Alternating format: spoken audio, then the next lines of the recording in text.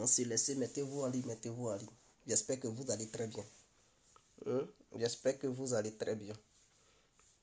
Donc, mettez-vous en ligne, mettez-vous en ligne, mettez-vous en ligne, mettez-vous en ligne. L'incontournable. Mettez-vous en ligne, l'incontournable. Mettez-vous en ligne, on se laisse. Mettez-vous en ligne. Partagez le direct. Et n'oubliez surtout pas de me donner mes étoiles. Hein. Donnez-moi mes étoiles, on va quitter ici. Donnez-moi mes étoiles, on va quitter ici. Ah, l'incontournable. On est là, bon. L'incontournable. L'incontournable.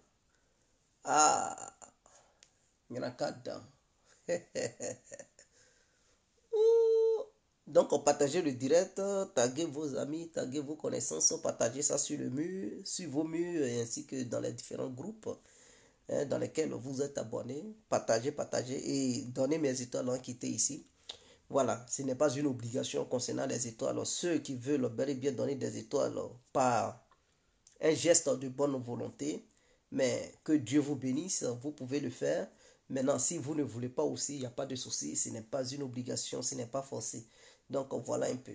Donc, abonnez-vous, abonnez-vous. Surtout, abonnez-vous sur Guégué Complet, la page Guégué Complet. Abonnez-vous massivement. Nous allons parler un peu de la situation sur le terrain en Ukraine. C'est très important. Nous allons parler de la situation de l'Ukraine. C'est très important. Donc, abonnez-vous massivement. Pasteur Serge Lizamba, big up à vous. Depuis votre position. Ça, c'est un nom congolais, ça. Ça, c'est un nom congolais. Bon, peut-être je me trompe. Franco Baté, big up à vous. Le samouraï noir, big up à vous. Mario Zagallo, je vous salue. Alors, donc, connectez-vous, partagez le direct. Hein. On va démarrer. On va démarrer jusqu'à destination. Donc, on n'a plus le temps à perdre. On n'a plus le temps à perdre. C'est comme ça. On n'a plus le temps à perdre. Ça, c'est les Congolais, ça. Je vous adore, les Congolais. Sanogo, Sanogo, big up à vous. Aya Koulibaly. Ah, il n'y a pas volume, mais il y a volume. J'ai déjà mis tout le volume, je ne sais pas. J'ai déjà tout mis le volume, je ne sais pas si vous ne m'attendez pas, mais je vais essayer de connecter ma tablette sur ma page pour essayer de faire la vidéo sur ma tablette parce que quand je fais la vidéo ici, on me dit ceci, cela. Donc on va régler ça. Serge Niago, big up à vous, ici à Bagaga, l'homme, le grand serable blé, ici à premier, big up à vous. Alors Bernard Kassi, Maître Bernardo, big up à vous depuis votre position. Sanogo, Sanogo, on est ensemble. Ousmane Rwamba, Mamadou Kamara, big up à tous ceux qui me suivent et à toutes celles. Alors, bonsoir, bonsoir à tous et à tout temps. Pour tous ceux qui ne me connaissent pas, je suis l'incontournable gars et gars complet. Tout est l'homme dont on parle, l'homme qui n'a pas froid aux yeux, l'homme. Hein? Bon, bonsoir, bonsoir à tous. Pour tous ceux qui ne me connaissent pas, je suis l'incontournable gars et gars complet. Tout est l'homme dont on parle, l'homme qui n'a pas froid aux yeux, l'homme qui ne mange pas ses mots. Vous pouvez aussi m'appeler devant la vie, l'homme n'est rien, gouverneur italien, docteur Modol ou Camari Deso. Alors nous voilà à nouveau devant cette caméra pour parler de cette histoire de l'Ukraine. Parce qu'apparemment, il y a des nouvelles fraîches qui viennent d'arriver. C'est très important. Alors, vous écoutez les médias même stream pour dire Kherson va tomber. Oh, les Russes sont en train d'évacuer Kherson. Les Russes vont quitter Kherson. Ils vont abandonner Kherson parce que, voilà, sur l'autre rive, ils seront isolés. Hein, l'Ukraine va essayer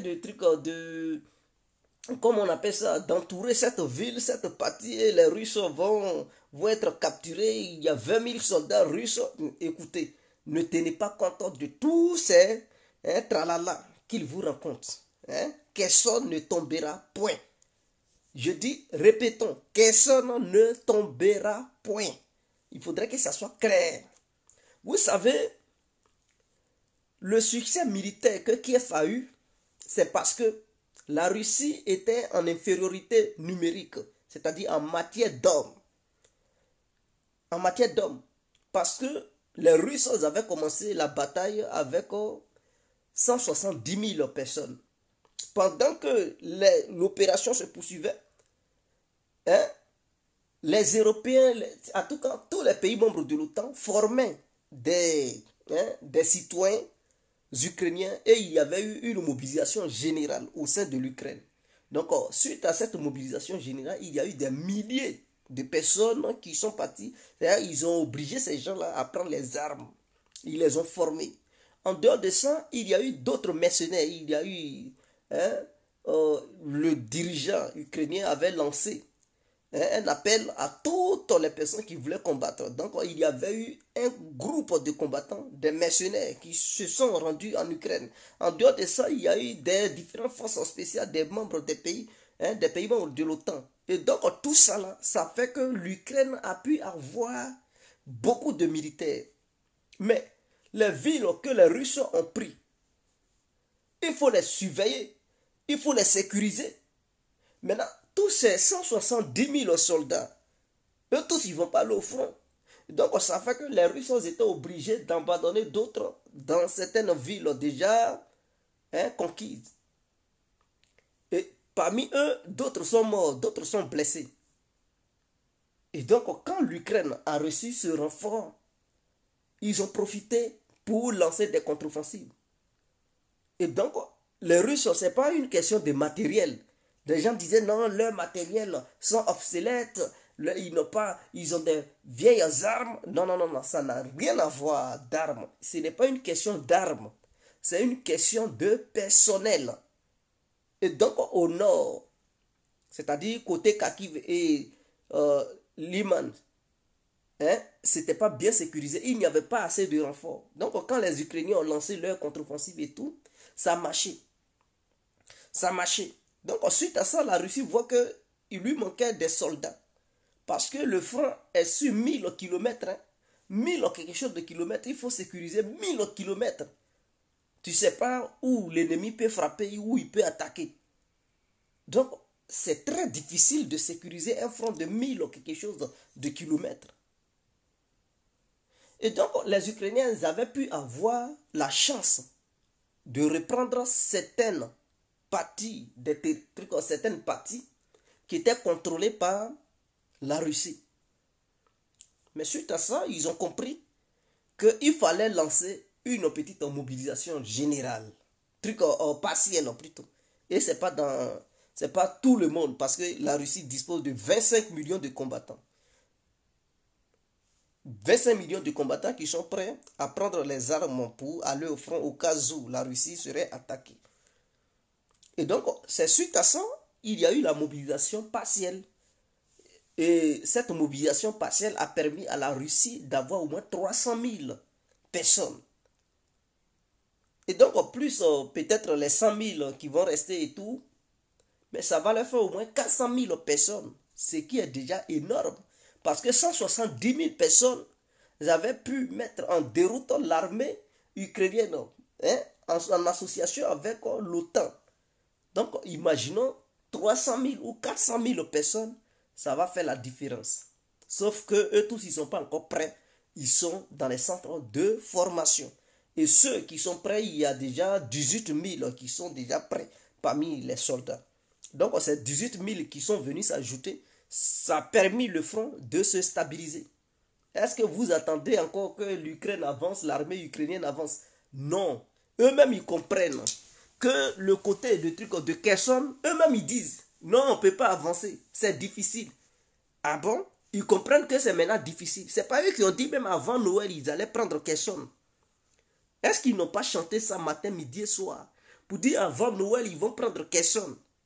Mais ils constatent que leurs différentes tentatives d'aller sur Kherson ont échoué. Ils ont perdu beaucoup de militaires.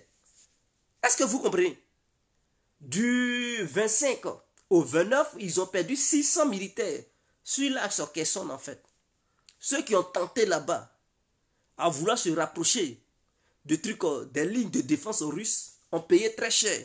Et les autres ont fui. Et donc ils comprennent que... Qu'est-ce qu'ils disent? Ils disent non, ce sont les meilleures troupes russes qui gardent Kherson. En fait, ce sont les Occidentaux maintenant qui disent ce sont les meilleures troupes d'élite russes qui sont à Kherson. Et donc là-bas, pour prendre là-bas, c'est très difficile. Ça va être compliqué. Parce que les pays membres de l'OTAN, leurs mercenaires et tout, plus avec toutes les armes qu'ils leur ont données, HIMARS, je ne sais pas, César, les drones, tout ce que satellites, ils ont mis ça à leur disposition. Ils ont essayé à Tia. Ils ont pris, ils ont subi une douleur inoubliable. Ils se sont reculés, ils ont dit, là-bas, ce sont les meilleures troupes qui sont là-bas. Et que pour prendre Kherson, ça va être très difficile. Ça va être la mer des batailles. Mais ce qu'ils ne comprennent pas, c'est que depuis Kherson, Nikolaev sera libéré. Et donc la Russie sait pourquoi elle a évacué au moins les civils. Donc 70 000 personnes qui étaient de l'autre côté de la rive ont été évacuées pour les amener de l'autre côté. D'autres disent, mais la Russie devrait se cacher derrière la population. Pourquoi elle évacue la population? C'est un crime contre l'humanité. Voilà, vous comprenez? C'est-à-dire, si les Russes laissaient la population, ils vont dire, ils sont nuls. Ils veulent se cacher derrière un truc la population. Parce qu'ils ne peuvent pas combattre. Maintenant, ils enlèvent la population. Ça, c'est un geste humanitaire. Ils disent non, c'est un crime contre l'humanité. Pourquoi ils enlèvent la population? Ceci, cela.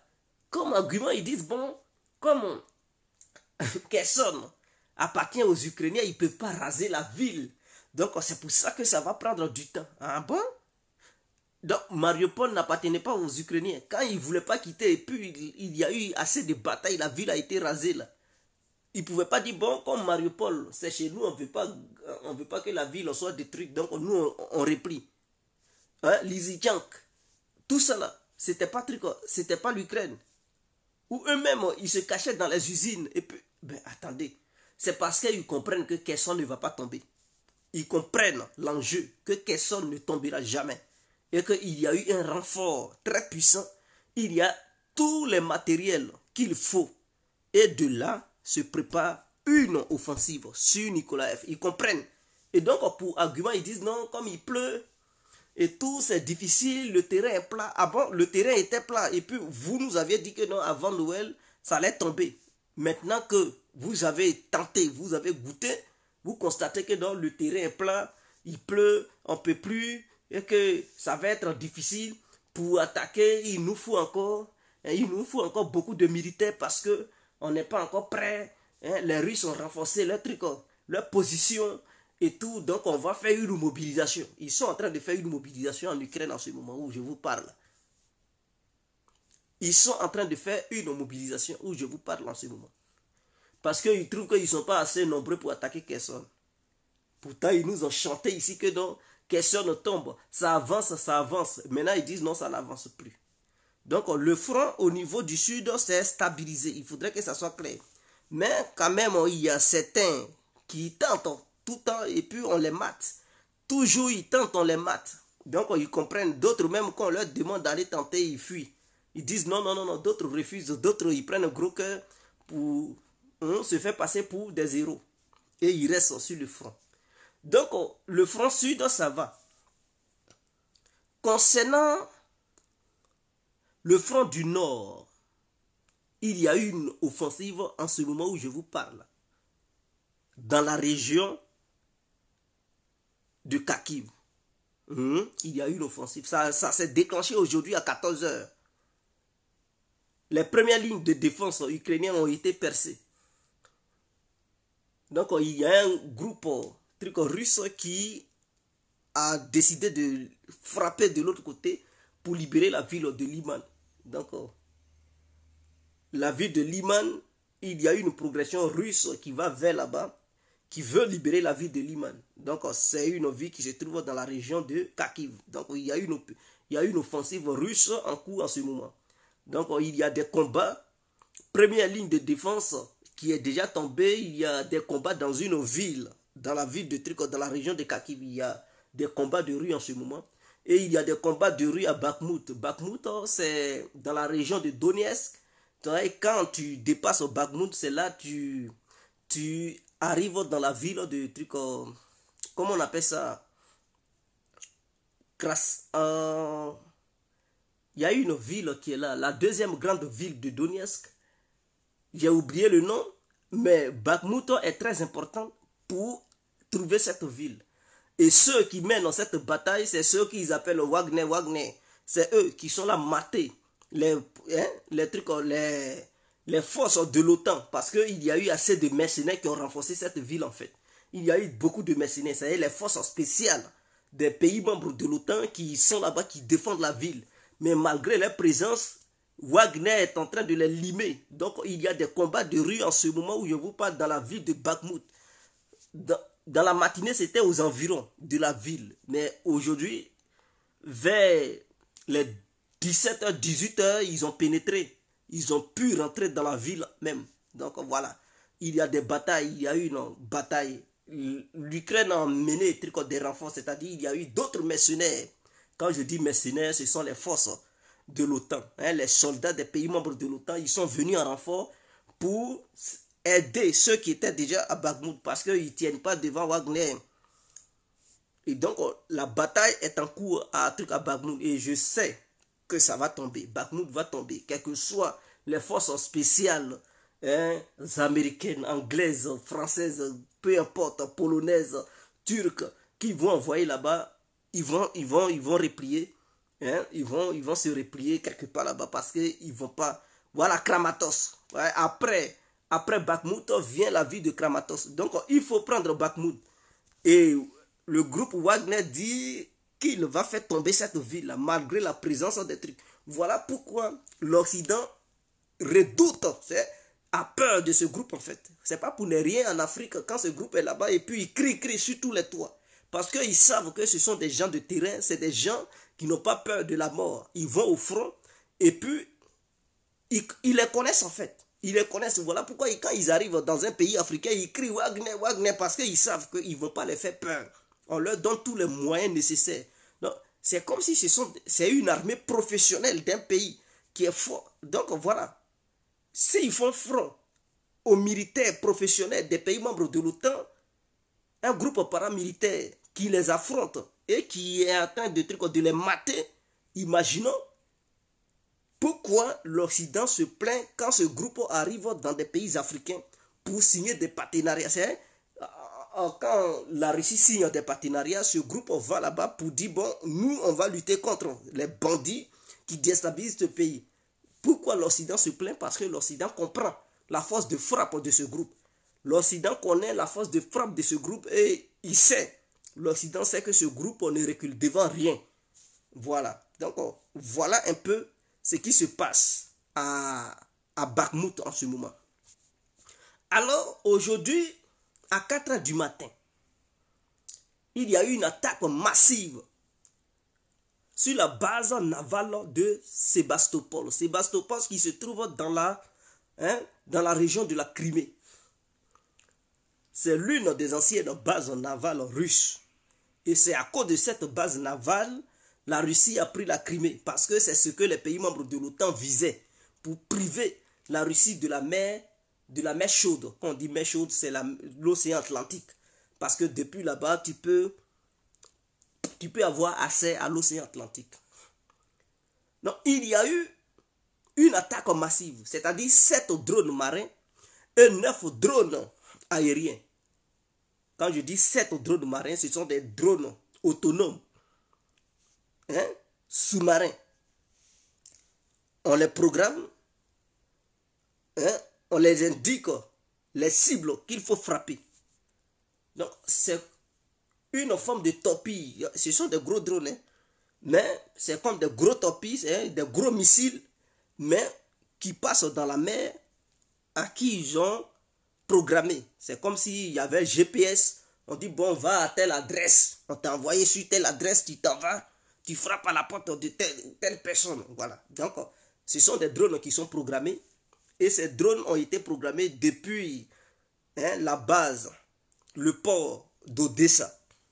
Est-ce que vous comprenez? Le port d'Odessa, objectif, frapper les navires russes, les navires commerciaux comme militaires qui se trouvent dans la base navale de Sébastopol. Et donc, 7 drones marins, 9 drones aériens. Les Bayraktar, les drones américains, les Anglais ont fourni des drones et tous. Donc, ils ont lâché ça en même temps. Donc, c'était un assaut bien coordonné. Et il y avait le Global Hawk, c'est-à-dire le gros drone américain qui était dans l'espace aérien de la mer Noire. C'est dans la mer, dans les eaux internationales. Donc, le gros drone était là-bas, qui coordonnait les opérations, qui dirigeait les drones marins et les drones aériens pour frapper les cibles dans la base navale. Donc, quand on vous dit l'Ukraine n'est pas seule face à la Russie et que c'est l'OTAN qui combat la Russie, les gens disent oh, l'Ukraine seule. Non, non, non, non. Ce n'est pas l'Ukraine seule qui est à la base. Et ces drones qui ont été lancés n'appartiennent pas à l'Ukraine. C'est les drones sous-marins, ce sont des drones anglais. C'est l'Angleterre. Et il y a aussi la marine anglaise qui est basée à Odessa qui a coordonné les opérations. Qui, non seulement qui a formé des militaires ukrainiens à pouvoir utiliser ces drones, mais lors de l'utilisation, les marins anglais sont venus pour coordonner les opérations. Et pour que ça puisse toucher leur cible, l'Amérique a décollé son avion, c'est-à-dire son drone, son gros drone, depuis la base de Sicile, la base de l'OTAN qui se situe en Sicile, au sud de l'Italie, qui a survolé toute l'Europe pour venir coordonner les opérations. Donc, ce n'était pas une petite opération. L'objectif, c'était d'anéantir la flotte. La flotte militaire russe qui se trouve dans le port de Sébastopol pour empêcher la Russie d'avoir une puissance de frappe. Et donc, suite à ça, ils allaient demander à la Turquie de fermer le détroit de, je ne sais pas, Bosphore ou quoi là, et empêcher les navires russes de venir renforcer la base navale du truc de Sébastopol ou bien de la Crimée. Est-ce que vous comprenez? C'était ça l'objectif en fait. Ils allaient détruire ces navires et après ils allaient demander à la Turquie de fermer là-bas pour ne pas que d'autres navires russes viennent sécuriser la Crimée. Et donc, sur la mer Noire, il n'allait plus avoir de menaces de la part de la Russie concernant des navires qui allaient tirer ou bien menacer d'autres navires qui allaient rentrer dans le port d'Odessa. C'était ça l'objectif. Et réduire la capacité de frappe de la Russie en fait. Mais malheureusement pour eux, ça n'a pas marché parce que la Russie a su détecter les drones marins et les a neutralisés. Donc, c'est pas tous les pays n'ont pas cette capacité. Ceux qui ont cette capacité de détecter des drones au fond de la mer qui viennent dans le but de détruire ta flotte, ce ne sont pas tous les pays qui ont cette capacité. Et comme la Russie avait renforcé la sécurité de la Crimée, elle a su détecter ces drones. Elle les a neutralisés. Elle a constaté que c'était des drones anglais du Royaume-Uni. Et elle a su, ces radars, détecter le drone coordinateur qui était dans l'espace aérien au-dessus de la mer Noire, mais dans les zones neutres, qui donnait des informations aux drones déjà lancés. Donc c'était un drone américain. Et les drones kamikazes lancés par l'Ukraine, ça ne vient pas de l'Ukraine parce que l'Ukraine ne fabrique pas de drones. Ce sont des pays membres de l'OTAN qui ont donné, et puis c'est eux-mêmes qui ont coordonné les opérations, qui ont lancé. Et il y avait les militaires ukrainiens, plus les militaires de l'OTAN qui ont lancé l'offensive. Donc c'était la plus grande offensive de drones lancée contre une base militaire russe, une base navale russe. Donc tout a été neutralisé, mais il y a un navire russe, il y a un deuxième gros navire russe qui a été touché. C'est-à-dire quand le drone a été abattu, c'est tombé sur le navire. Et donc du coup, ça a endommagé le dragueur des mines. C'est un navire qui chasse les mines. Quand on met des mines dans l'eau, le navire est spécialisé pour essayer de détecter les mines. Donc ce navire a été touché. Mais il n'y a pas eu mort d'homme et ça n'a pas été gravement endommagé. Donc voici un peu. C'est suite à ça la Russie a décidé de suspendre l'accord sur l'exportation du céréales ukrainienne en fait. Parce qu'il y a un accord qui permettait à l'Ukraine d'exporter ces céréales à travers le monde. Puisqu'il disait que non, le blocage du port d'Odessa allait provoquer une grande crise humanitaire parce que les pays pauvres comme des pays africains n'allaient plus avoir accès aux céréales ukrainiennes. Et les Occidentaux ont fait des tapages. Il y a de la misère partout. Et surtout en Afrique, il faut aider les Africains, ceci, cela. Et sous l'égide de l'ONU, avec la Turquie, il y a eu un accord qui a été signé entre Ukrainiens et Russes pour permettre aux Ukrainiens d'exporter leurs céréales. Mais les navires qui étaient destinés à l'Afrique pour alimenter les pays africains, dites les pays qui étaient des pays pauvres, qui allaient périr par manque de céréales, il n'y a eu que 2 navires ukrainiens qui sont partis en Afrique. Tout le reste là, c'est en Occident. Est-ce que vous comprenez? C'est-à-dire les Occidentaux ont confisqué ces céréales. Ils n'ont pas donné ce truc aux Africains. Ils n'ont pas donné ça. Eux-mêmes, ils ont confisqué Atia. Ils se sont partagés ça entre eux. Oh, dans les médias, ils faisaient des tapages. Oh, l'Afrique va mourir de faim. Il est à l'Afrique. Et puis, ils citaient même des pays africains, le Moyen-Orient. Mais quand ils ont débloqué la situation, il y a eu l'accord entre la Russie et l'Ukraine. Tous les navires céréaliers qui devraient partir en Afrique ont été détournés via l'Europe. Et donc, l'Europe a tout confisqué et a oublié que celle qui faisait des tapages comme quoi il allait avoir la famine en Afrique. Ils ont oublié ça. En fait, les gens doivent comprendre ce qu'eux ils disent sur leurs médias. Pour dire en Afrique, il y a la... En fait, c'est ici, mais c'est eux-mêmes, leurs propres préoccupations. Ils font passer ça pour une préoccupation africaine, en fait. C'est-à-dire, c'est que eux, les choses dont ils ont besoin, ils disent que ce sont les Africains qui ont besoin de ça. Parce que s'ils disent qu'ils ont besoin de ça, c'est comme c'est une honte. Puisqu'ils sont censés être les grands de ce monde, ils sont censés être les leaders de ce monde, ils sont censés être les gouverneurs de ce monde. C'est-à-dire ceux qui dirigent le monde. Donc, c'est inacceptable d'avouer devant l'humanité tout entière que non, ils meurent de faim ou bien ils ont des problèmes de nourriture. Non, c'est eux qui viennent en aide aux gens qui meurent de famine, c'est eux qui viennent en aide aux gens qui ont des préoccupations. Eux, ils ne peuvent jamais avouer devant l'humanité tout entière que non, eux-mêmes, ils ont des préoccupations. Et donc, l'Afrique est le grand foutoir de l'Europe. Il faut dire que ce sont les Africains qui vont mourir de faim si on ne fait pas ça. L'objectif caché, non seulement, c'était de retourner les Africains contre Moscou. Est-ce que vous comprenez?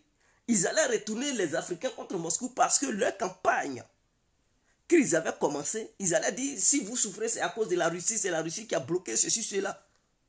Et donc, vous allez mourir de faim, ceci. Et les Africains qui ne comprenaient pas l'enjeu, ils allaient commencer à se retourner contre les Russes. Pour dire, ah oui, la Russie veut la mort des Africains, qu'est-ce qu'on va foutre avec un État comme ça? Vous allez voir, demain, après-demain, la campagne qui va encore commencer. Pour dire non, si la Russie ne revient pas dans l'accord, les Africains risquent de mourir. Des millions de personnes risquent de mourir. Et c'est ce qu'ils vont dire en fait. Est-ce que vous comprenez? C'est ce qu'ils vont nous chanter matin, midi et soir. Pourquoi ils n'ont pas permis ces navires d'aller directement en Afrique? Parce que si ces navires partaient directement en Afrique, on allait avoir le blé à bas prix. Est-ce que vous comprenez? On allait avoir un blé à bon marché. Qu'est-ce que les Européens y font? Ils confisquent tout ce blé.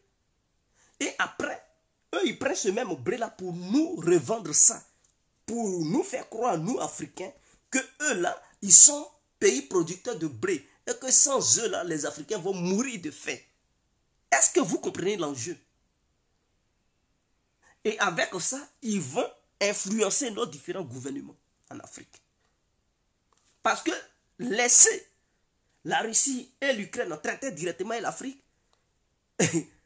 ça va pousser les Africains à ne plus obéir les dictats des trucs des pays occidentaux. Eux, ils vont utiliser quel levier de pression pour menacer les Africains. Ils vont les menacer comment?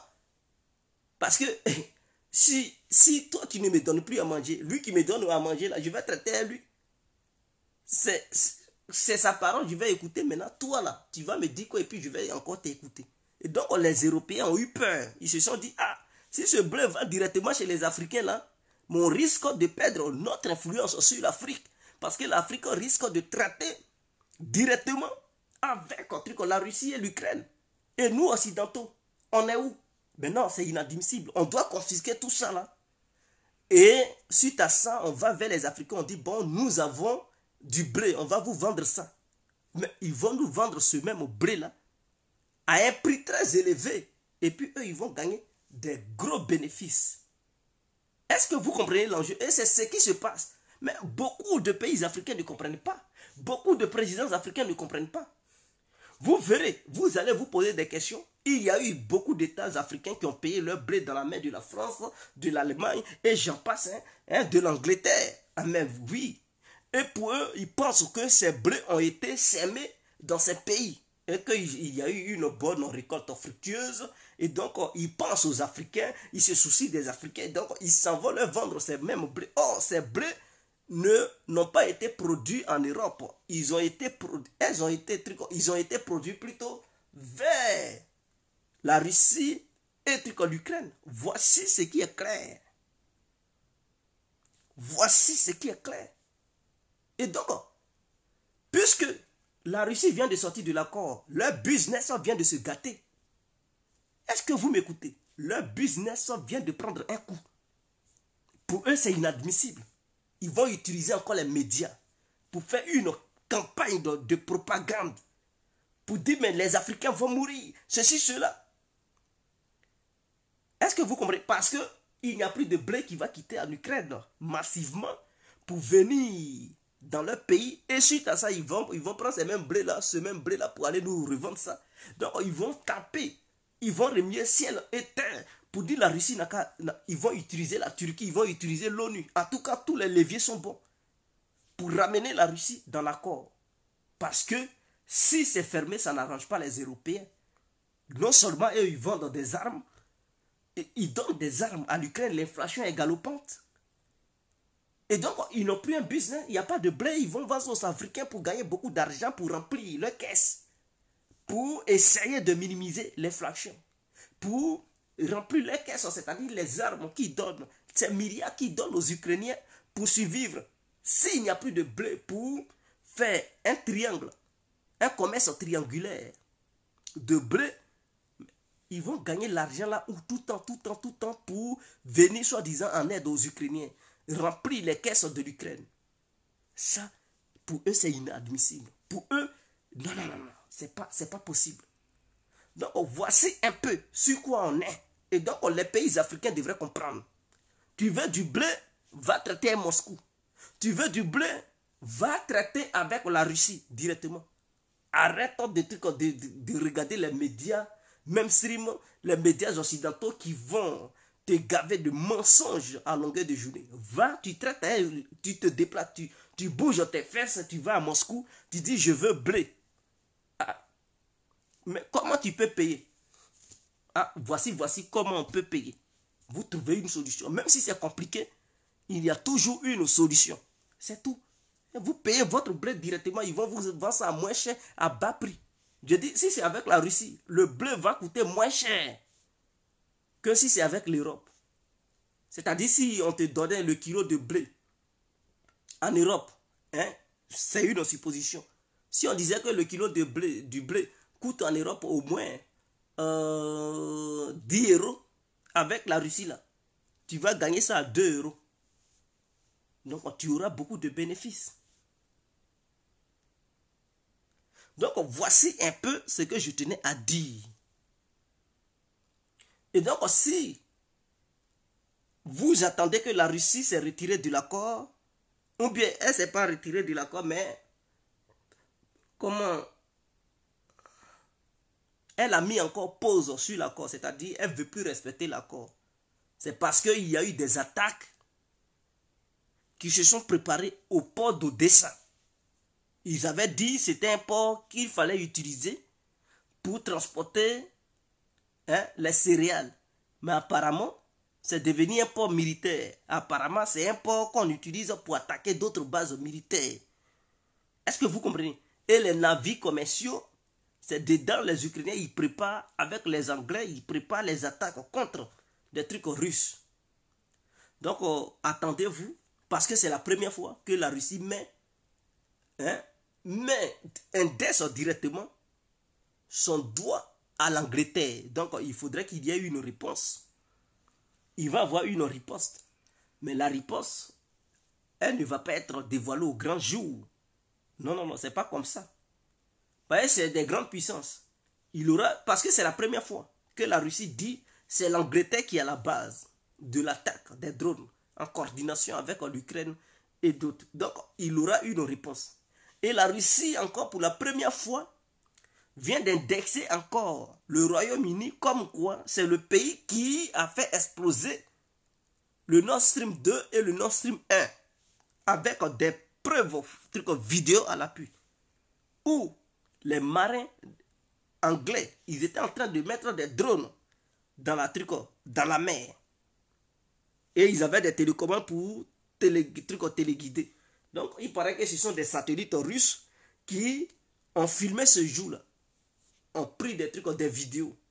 Ils ont montré des vidéos avec le navire sur lequel ils étaient, l'opération qu'ils faisaient ce jour-là. Est-ce que vous comprenez? Donc, vous comprenez les médias occidentaux. Comment?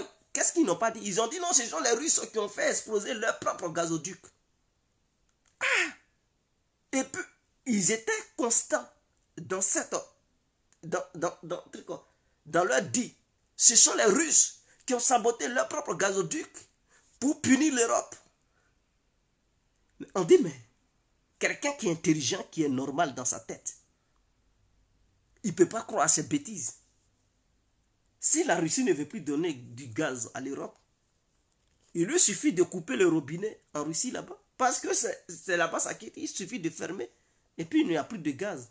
Mais est-ce qu'elle est obligée de faire exploser son gazoduc où elle-même elle a misé des milliards? L'Allemagne aussi a misé des milliards. Donc c'est un projet entre Europe et Russie. Donc la Russie a financé, les pays européens ont financé. Et surtout, c'est l'Allemagne qui a financé beaucoup. Les Russes ont financé, les Allemands ont financé beaucoup. Donc c'est un projet commun. Nord Stream 1, Nord Stream 2. Donc les Russes ne peuvent pas se permettre d'aller exploser ça. Maintenant, les médias occidentaux ont menti ici. Et pour finir, d'autres ont cru. Ils ont dit, ah mais les Russes, ils sont vraiment trucs. Hein. Même pont de Crimée, où il y a eu l'attaque. Des gens ont cru, ils ont dit non, ce sont les Russes qui ont organisé ça. C'est-à-dire, tout ce qui se passe, ce sont les Russes. Ils voient les Russes partout. C'est-à-dire, tu as mal fait l'amour à ta femme, c'est la Russie qui t'a empêché. C'est Poutine qui a fait que tu n'as pas été viril. Tu vois ton propre ombre. Oh, c'est Poutine. C'est Poutine qui est là. C'est-à-dire, tout ce qui se passe, ils ne se remettent pas en question. Et soi-disant, les généraux de trucs de salon, qui viennent sur les plateaux de télé pour dire ils sont des généraux, des spécialistes de guerre. D'autres, ils sont des spécialistes de l'IFRI. D'autres, ils sont quoi là?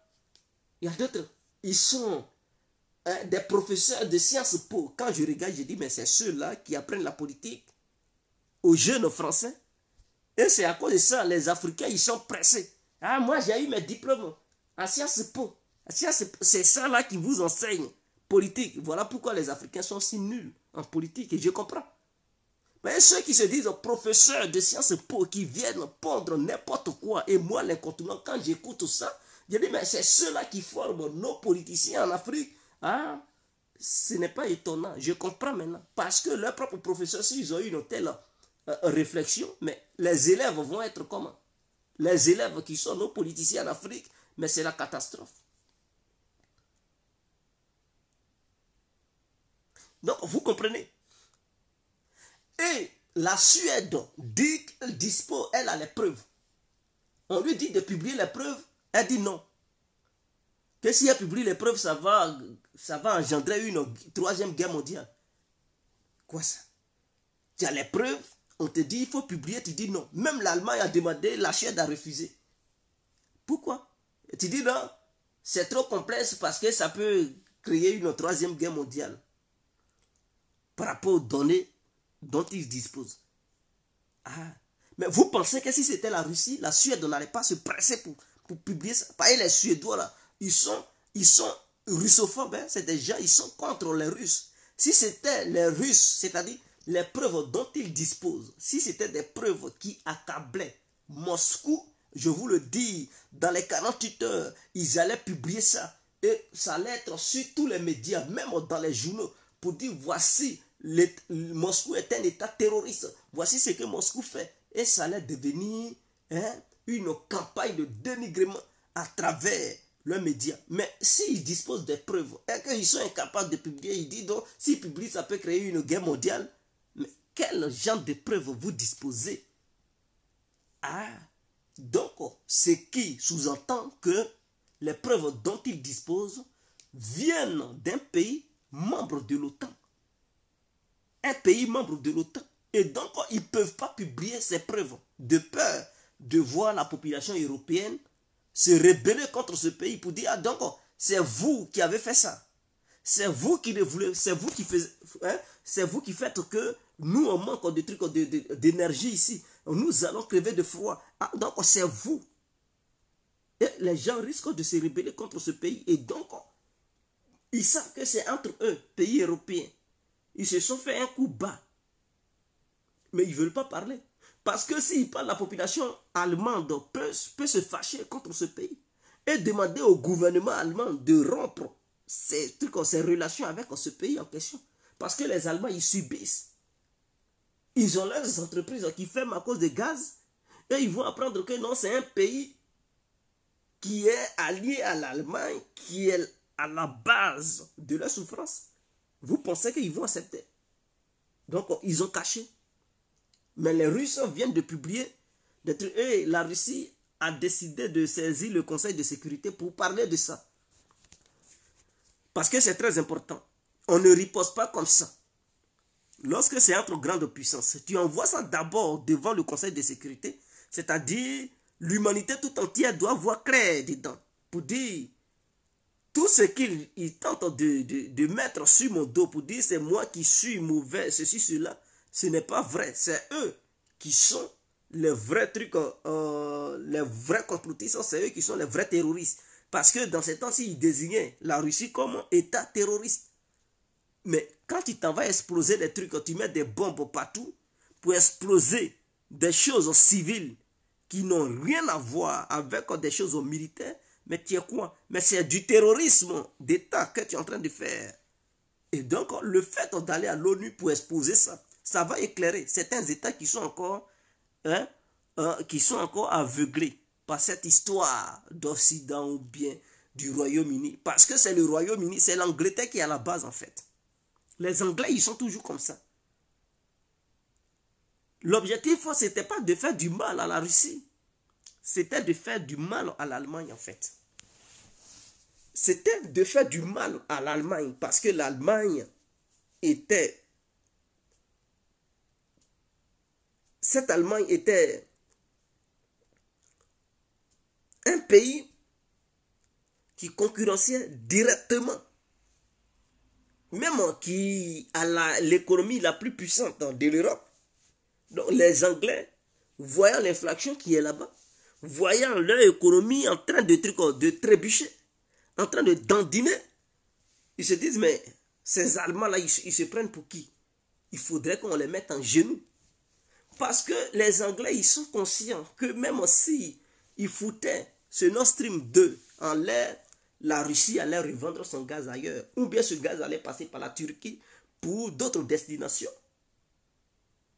Mais l'objectif de l'Angleterre, c'est d'empêcher les Allemands de se rapprocher des Russes une fois la fin de ce conflit et d'affaiblir l'Allemagne économiquement parlant pour que l'Allemagne soit sous leurs bottes. Voici ce qui est clair. Donc les anglo-saxons ont toujours fonctionné ainsi.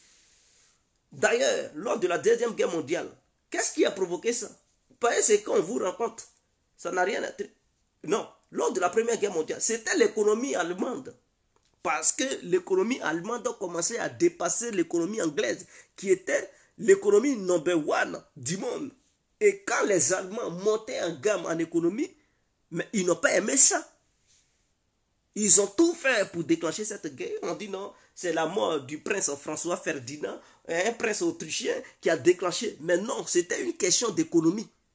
Parce que l'Allemagne commençait à dépasser le Royaume-Uni, qui était la première puissance du monde, qui régnait sur toutes les mers, qui faisait du commerce partout. Et les Allemands qui commençaient à les défier. Il fallait créer la guerre pour mettre l'Allemagne en genoux et les empêcher de dépasser le Royaume-Uni en économie.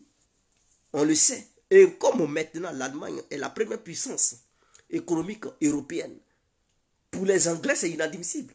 Parce que leur livre, la livre anglaise perd sa valeur. L'inflation est galopante. Ils ne savaient pas comment redresser leur économie. Et il y a Nord Stream 2, Nord Stream 1 qui relie toujours à la Russie. Et ils ont peur que, suite à cette crise, les Allemands reprennent leur business et les Russes et stabilisent leur économie. Pendant ce temps, eux, ils ont déjà trop gâché. Ils sont allés trop loin en matière de soutien de l'Ukraine. Et donc, c'est pas maintenant ils vont rétablir leur business et la Russie et tout. Et donc, si cette guerre, c'est-à-dire cette opération spéciale prend fin, et que les Allemands reprennent en contact avec les Russes, ils vont avoir de l'énergie bon marché. Et les Anglais, ils vont acheter leur énergie à un prix très élevé. Pour eux, c'était hors de question. Il fallait détruire tout ce qui reliait l'Allemagne à la Russie pour qu'ils soient au même niveau. Et moi, je ne profite pas, toi, tu ne peux pas profiter. On gâte tout. Et puis, on est ensemble, on est dans la même casserole. Et c'est ce qu'ils ont fait. Mais ils cachent ça. Ils ne veulent pas que l'opinion publique européenne sache la vérité. Et c'est eux qui ont demandé aux Suédois de la fermer, puisque la Suède est candidate pour rejoindre l'OTAN. Et donc aussi la Suède dénonce un pays membre de l'OTAN, ils ne vont plus rentrer. Est-ce que vous comprenez? Donc, au nom de leur candidature au sein de l'OTAN, ils ne peuvent pas parler. Ils sont obligés. Même les Allemands leur demandent, ils disent non, eux, ils ne veulent pas donner preuve. Donc, voici un peu les vraies vérités.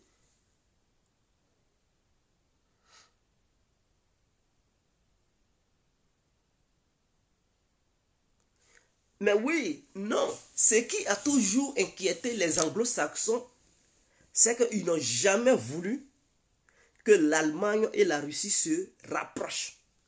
Est-ce que vous comprenez?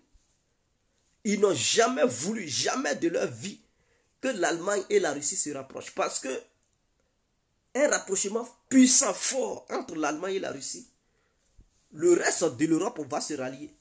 Est-ce que vous comprenez? Parce que c'est l'Allemagne qui dirige, qui domine l'économie européenne. Et c'est l'Allemagne qui dirige l'Europe. Et les Américains, ils dirigent l'Allemagne. Et donc, tant que l'Allemagne se soumet aux Américains, toute l'Europe se soumet aux États-Unis. Mais une Allemagne qui échappe aux Américains, qui échappe aux Anglais, c'est comme si c'est toute l'Europe qui leur échappait. Pour eux, il est hors de question de voir Berlin et Moscou se rapprocher. Puisqu'à Moscou, il y a toute l'énergie qu'il faut. En Allemagne, ils ont assez de technologie. Et donc, voir ces deux pays coopérer dans tous les domaines, c'est un danger pour les Américains. C'est un danger pour les Anglais, même les Français. Donc, il fallait tout faire pour la nuit. Obama a commencé. Trump a poussé le bouchon et Joe Biden a terminé. Et c'est ce qui s'est passé. Olaf Scholz, c'est un guignol, lui il ne comprend rien. Il n'a pas compris cette stratégie. Angela Merkel, elle comprenait. Ils ont beau mis pression sur elle, elle n'a pas cédé. Elle a toujours voulu, elle faisait, voilà, elle était côté Atlantis, côté Moscou, et elle jouait ce jeu-là. Elle était au milieu, pression de tout bord, mais elle résistait. Mais Olaf Scholz, c'est un vrai guignol. C'est quelqu'un qui ne comprend pas l'enjeu, hein, du futur. Il ne comprend rien du tout. Lui, il s'est rallié totalement du côté atlantiste. Donc, il ne comprend pas l'enjeu de l'Allemagne. Il ne sait pas où se trouve l'avenir de l'Allemagne. Et il joue ce jeu. Aujourd'hui, les Allemands souffrent et c'est lui qui se plaint. Il se plaint. Les entreprises sont en train de fuir l'Allemagne. Ça va. Les entreprises vont aux États-Unis. Aujourd'hui, il est obligé de courir derrière la Chine pour demander aux Chinois s'ils ne peuvent pas faire. Mais si demain, la Chine attaque aussi Taïwan et que Washington te dit il faut rompre tes liens avec la Chine, tu vas encore rompre les liens. Voilà des gens qui sont irréfléchis. Voilà pourquoi on nomme pas n'importe qui leader au sommet d'un État. C'est pas parce que tu as un diplôme que tu es civilisé. Je dis bien, c'est pas parce que tu as un diplôme que tu es civilisé. Parce que je vois, et je vais répondre un proche d'Afim Guessan, Jean Bonnet, qui hier j'ai vu l'un de ses postes qui a traité les Burkinabés d'analphabètes. Que voici un peuple analphabète, et quand un peuple est analphabète, ce peuple va de coup d'État en coup d'État. J'aimerais répondre à Jean Bonnet que l'analphabétisme n'est pas synonyme, hein, de ne pas savoir parler le français. Non, n'est pas synonyme de ne pas savoir parler le français. Ou bien l'analphabétisme, c'est pas parce que tu n'as pas été à l'école que tu es analphabète. On peut être analphabète malgré les diplômes dont on dispose. J'aimerais être clair. Et je pense que Jean Bonnet, il fait partie des analphabètes politiques de Côte d'Ivoire. C'est un fait. Et ça, c'est incontestable. Parce que être analphabète, c'est quoi? Moi, ma propre définition à moi. C'est-à-dire, voici des gens qui ont des diplômes. Ils ont été à l'école. Ils disposent de diplômes, mais ils ne comprennent pas les enjeux du moment, hein, du présent, du futur, et qui font des mauvais choix. C'est un analphabète dans son domaine où il est. Donc, tu peux être quelqu'un qui est muni de diplômes. Tu peux te dire que tu es un homme politique. Tu peux te dire que tu fais la politique, mais tu fais toujours des mauvais choix. Tu ne comprends rien du tout. Tu fais les choix qui vont faire planter ton pays, qui vont endeuiller ton pays. Tu fais des choix qui vont faire reculer ton pays, qui vont surendetter ton pays. Quand c'est comme ça, tu es un analphabète politique. Et lui, il fait partie de ces hommes politiques qui se disent soit docteur en temps, ou juriste en temps, ou bien ils sont éduqués. Ce sont des gens qui sont censés. Ce sont des gens qui sont lettrés. Mais en réalité, ils sont analphabètes, ils ne sont même pas lettrés. Ils sont illettrés dans leur domaine précis. C'est très important. Est-ce que vous me comprenez? Par contre, tu peux ne pas avoir des diplômes et être très lettré. C'est-à-dire comprendre des choses que celui qui se dit lettré ne comprend rien. Il ne comprend pas. Est-ce que vous comprenez? Voilà. Donc, faites très attention. Il ne faut pas les diplômes vont vous blaguer et penser que quand vous avez des diplômes, non, vous êtes les plus intelligents. C'est pas comme ça que ça marche. Donc, voici un peu l'enjeu du moment et ce qui se passe. L'enjeu du moment et ce qui se passe. Donc, calmez-vous, les choses avancent sur le front. Sur le front, les choses avancent. Et au début, les Européens se cachaient, mais maintenant, ils commencent à se montrer ouvertement. Ceux qui ne comprenaient pas, qui pensaient que c'était les Ukrainiens qui menaient, non, ce ne sont pas ces Ukrainiens qui mènent. L'Ukrainien, il a quoi? Si l'Ukraine n'était pas aidée, là, l'Ukraine allait enlever Internet où? Pour faire la guerre, là, il faut avoir tout ça. Dès les premières frappes, tu n'as plus d'Internet. Hein? tu ne peux pas communiquer. Bon, les soldats sont au front. Vous parlez comment? Ah oui, parce que quand vous êtes dans les trucs, dans des bases, dans des bureaux, il faudrait que vous fassiez un effort pour communiquer avec ceux qui sont sur le terrain. Donc, s'il n'y a plus d'internet, il n'y a plus de réseau, tout a été détruit. C'est-à-dire, le président en question, il ne peut plus parler avec son ministre de la Défense. Le ministre de la Défense ne peut pas parler avec les généraux, les commandants qui sont sur le terrain. Et donc, c'est le chaos total. Bah, ils vont prendre leurs ordres où? S'ils le font, c'est grâce aux aides occidentales. Donc, vous devez comprendre. Ça, c'est un premier point. Pour ceux qui disent non, l'Ukraine, non, vous devez comprendre. Parce que dès les premières heures, la Russie a détruit tous les réseaux de communication. Et voilà d'où Starlink, c'est-à-dire le réseau de Elon Musk, a intervenu pour permettre aux Ukrainiens de communiquer malgré la destruction de leur réseau de communication. Donc, c'est une communication par satellite, directe. Ce qui permet au président, au premier truc, au ministre de la Défense, aux généraux, de communiquer étant même au front.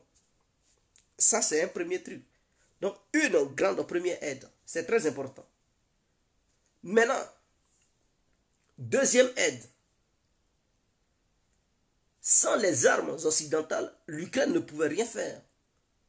Parce que d'autres disent, la Russie n'arrive toujours pas à prendre le contrôle de l'espace aérien. Mais ils sont malhonnêtes. Il faudrait que ça soit clair. Il faudrait que les gens comprennent en fait ce qui se passe. C'est de la malhonnêteté notoire. Parce que dès les premières heures, la Russie a bombardé les systèmes de défense anti-aérienne. La majeure partie des systèmes de défense aérienne, trucs aériens, ont été détruits. Qu'est-ce qu'ils ont fait? Tous les systèmes de défense des pays membres de l'OTAN, ils ont démantelé leur système de défense pour envoyer ça en Ukraine. Quand c'est comme ça, comment tu peux prendre le contrôle aérien totalement? Parce que il faudrait que les gens comprennent ce qui se passe. La Pologne a pris tous ces systèmes de défense parce qu'ils avaient le même système de défense avec les Ukrainiens. Et la Pologne faisait partie de l'URSS. Ils ont pris tout leur système de défense, ils ont donné ça aux Ukrainiens. Donc, les Ukrainiens qui venaient de perdre leur système de défense, ils viennent d'avoir d'autres encore systèmes de défense. Donc, les Russes sont obligés de faire attention et aussi les frapper. Pendant qu'ils les frappent, les Grecs, ils prennent leurs différents systèmes de défense pour envoyer ça en Ukraine. C'est-à-dire tu détruis et puis ça pleut, ça vient, on dirait des gouttes d'eau. Mais tu fais comment? Et après, il dit, il ne peut pas prendre le contrôle de l'espace aérien. Ces avions ont des problèmes. Mais quels sont ces trucs? Quelles sont ces bêtises? Mais c'est de la malhonnêteté. C'est une grande malhonnêteté notoire. L'Amérique fournit des systèmes de défense. L'Angleterre fournit des systèmes de défense. La France fournit sa part. L'Allemagne fournit sa part. La Lituanie, l'Estonie. La Serbie. Non, pas Serbie. La Grèce. Mais il y a plusieurs pays. La Suède. La Finlande. Tous ces pays se sont unis. Ils fournissent des systèmes de défense anti-aériens à l'Ukraine. Et puis il dit non, les avions des Russes jusqu'à présent n'ont pas encore pris la supériorité aérienne et tout ça. Mais il faut être malhonnête pour tenir ce genre de discours. Et il dit, mais les Ukrainiens, ils résistent, ils empêchent les avions russes de trucs. Au lieu de dire que les pays membres de l'OTAN, après la destruction des différents systèmes de défense aux Ukrainiens, les pays membres de l'OTAN ont renforcé les systèmes de défense aérienne. Non, il parle jamais de ça. Il dit jamais. Vous avez vu récemment où l'Allemagne a envoyé son Iris, un système de défense, où l'Amérique a déjà placé un système de défense NASAM, truc à Odessa, tout ça. Il ne parle jamais de ça. Il dit, l'Ukraine empêche les avions et puis ils se cachent toujours derrière l'Ukraine. C'est eux-mêmes qui sont là-bas. Mais malgré ça, je dis bien malgré ça, la Russie arrive à pénétrer ces systèmes de défense et frapper. Et la Russie frappe chaque jour des radars frappe toujours des trucs, des systèmes de défense. Elle détruit. Mais quand elle détruit, ils envoient. C'est ça en fait. C'est ça le vrai truc au problème. Donc s'ils vous disent non, ils ne prennent pas, non. Elle détruit, ce n'est pas parce qu'elle ne les détruit pas, elle les détruit. Mais ils ne parlent pas sur ça. Ils ne veulent pas que ça soit au grand jour pour ne pas que les gens découvrent que leurs systèmes de défense sont des vrais passoires. Et que les Russes réussissent à les détruire. Parce que si eux-mêmes ils parlent de ça, mais personne ne va encore les acheter. Et donc ils sont obligés de faire la propagande de leurs armes et de dénigrer la Russie pour dire qu'ils ont des armes obsolètes, ceci, cela, ça, que les Ukrainiens vont gagner. Mais les Ukrainiens vont gagner comment? Avec tous ces milliards, toutes ces armes que vous avez envoyées. Et jusqu'à aujourd'hui, ils demandent encore des armes. Ces armes-là vont où? Si les Russes n'avaient pas d'armes et que les armes étaient obsolètes, des vieilles armes, mais il y a longtemps, les Ukrainiens allaient botter les culs pour fuir l'Ukraine. Mais malgré toutes ces aides que vous leur apportez, c'est-à-dire vous-même, vos propres armes de l'OTAN, vous avez divisé ça par deux pour emmener ça en Ukraine. Mais malgré tout ça là, jusqu'à Macron, il déclare l'économie de guerre en France. Vous l'avez écouté? Il dit qu'il faudrait que la France passe en économie de guerre pour mettre l'économie à la disposition des trucs de l'armée, pour produire beaucoup d'armes. Ah, mais tu n'es pas en guerre. Et puis on dit c'est Ukraine et Russie. Toi, tu déclares économie de guerre ici.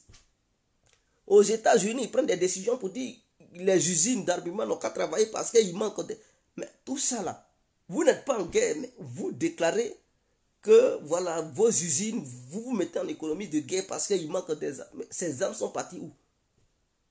Demandez posez-leur la question. Les armes sont parties où? Et puis il manque d'armes, ils doivent se mettre en économie de guerre. Voici les vrais problèmes.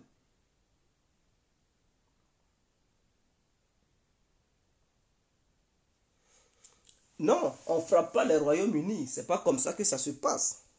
Comme le Royaume-Uni est impliqué dans l'attaque, mais ne soyez pas surpris qu'un navire du Royaume-Uni soit coulé quelque part dans la mer, sans savoir qui a coulé ça.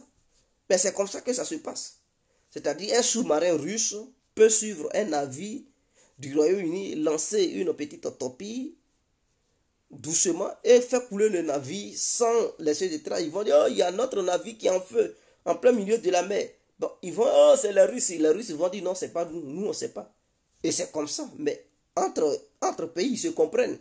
Pour dire, comme vous avez été impliqués dans cette truc, donc c'est notre réponse. Si vous faites encore les bêtises, on va encore riposter. Et c'est comme ça que ça se passe. Ils ne ripostent pas. Ils ne frappent pas le pays directement parce que ce sont des grandes puissances qui sont dotées d'armes nucléaires. Et donc, est-ce que quand eux, ils agissent, quand les Russes les ont aidés, ils disent non, c'est pas eux. C'est comme ça ils font, non? Ils sont impliqués en Ukraine. Mais qu'est-ce qu'il dit? Il dit non, non, nous, on n'est pas impliqués, on les aide. Voilà. C'est parce que ce sont des grandes puissances. Donc, même quand ils sont impliqués, ils font toujours croire aux gens qu'ils ne sont pas dedans. Ils disent non, non, non, c'est pas nous, nous on aide seulement, on n'est pas impliqués. Pourquoi? Parce qu'ils ne veulent pas, entre grandes puissances, elles ne veulent pas une confrontation directe qui va dégénérer pour devenir une situation catastrophique. Voilà pourquoi, entre grandes puissances, ils agissent comme ça. Ils se cachent toujours derrière quelqu'un, ils font. Et c'est eux-mêmes qui font le coup. Et ils disent non, non, non, c'est l'autre qui a fait. Si tu ne peux pas, il ne faut pas me mettre dedans, moi je suis pour rien. Pourtant, c'est lui-même qui a fait en fait. Et c'est comme ça que ça se passe entre grandes puissances.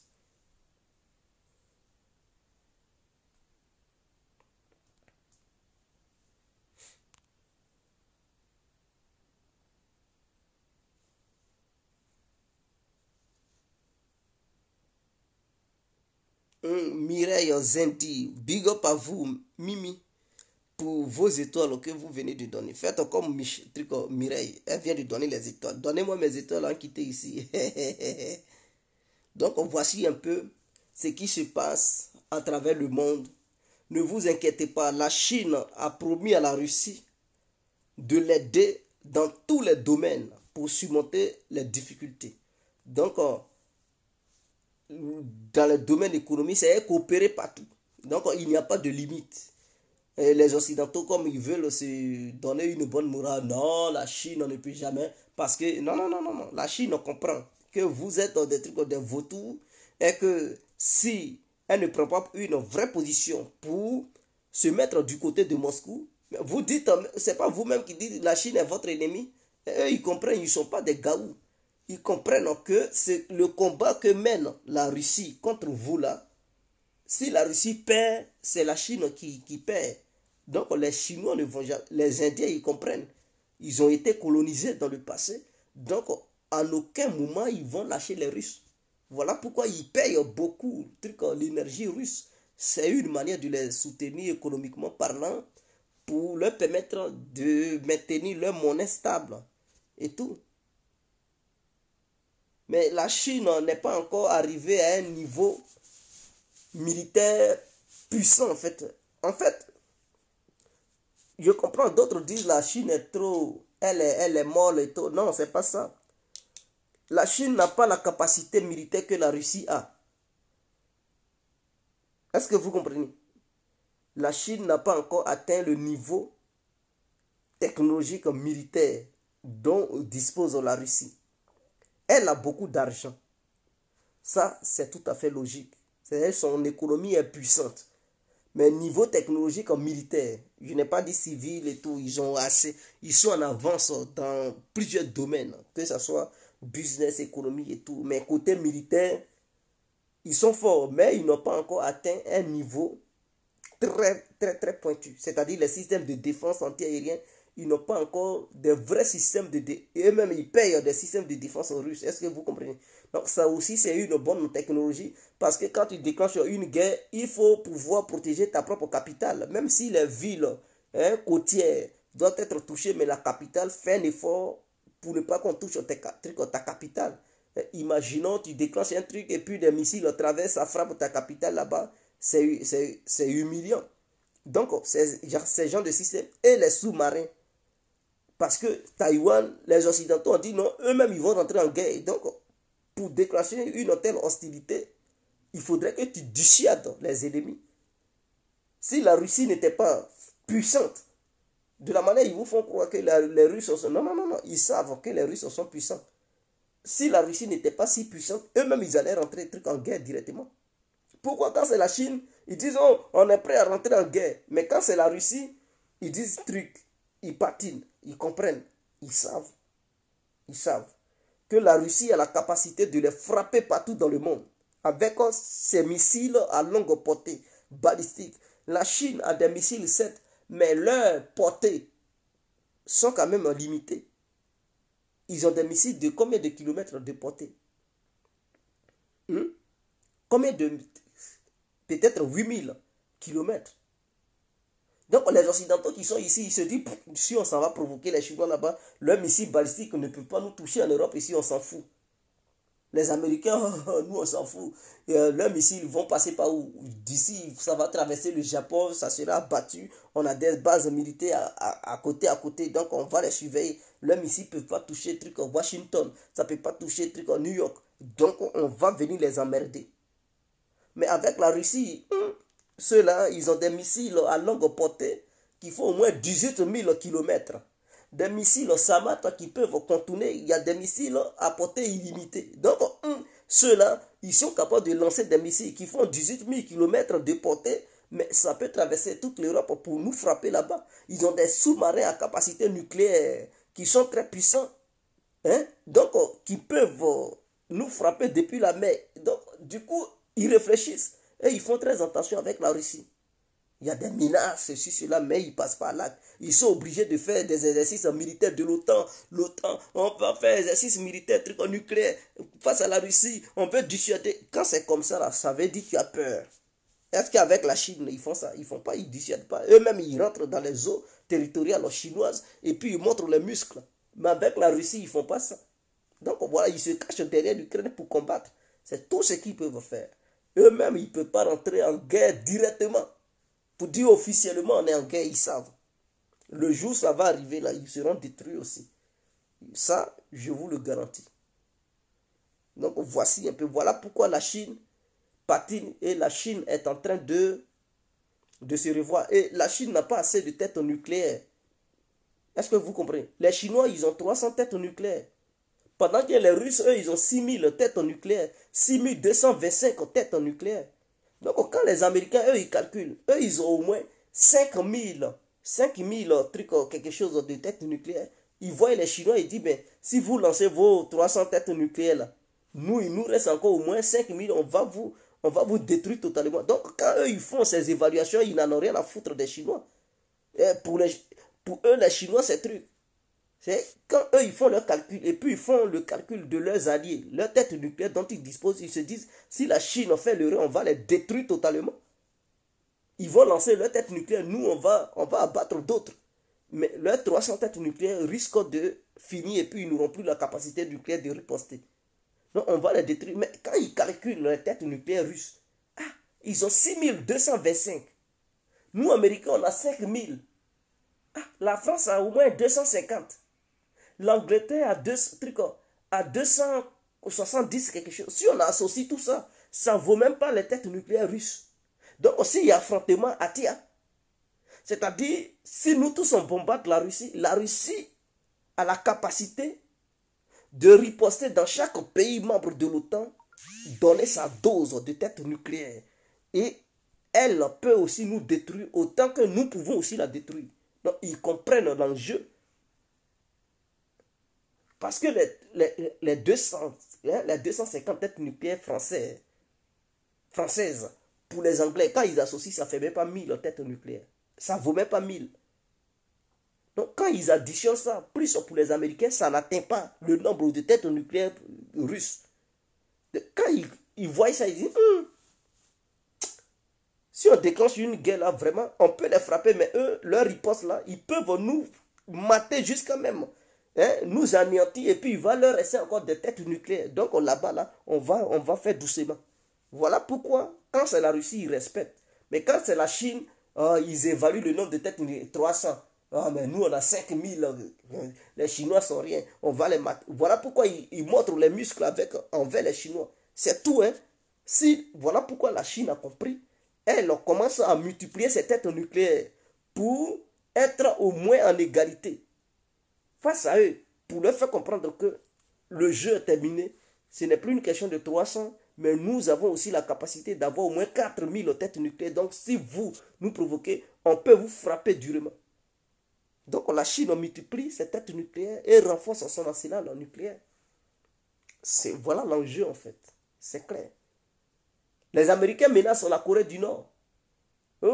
Si vous lancez une bombe atomique, la Corée du Nord ne va plus exister. Parce que la Corée du Nord dispose de au moins 70 têtes nucléaires. Non, je ne sais pas si c'est 20 ou 70. Donc quand eux, ils évaluent ça, là, ils disent, mais vos 70, là, si vous lancez, là, nous, on va lancer au moins 2000 sur votre pays, ça ne va plus exister. Quand ils évaluent ça, ils montrent les muscles. Mais quand c'est la Russie, ils font très attention. Ils disent non, nous ne voulons pas une guerre frontale avec la Russie. Pourquoi? Parce qu'ils se disent, bon, si on frappe les Russes avec 5000, les Russes peuvent riposter avec 6000 pour frapper notre territoire. Donc, non, on ne veut pas. On veut truc. Voilà, on veut se cacher derrière l'Ukraine, on va les fatiguer, mais on ne peut pas les affronter directement, sinon c'est une catastrophe pour nous. Voici ce qui est clair. Donc, on se laisse.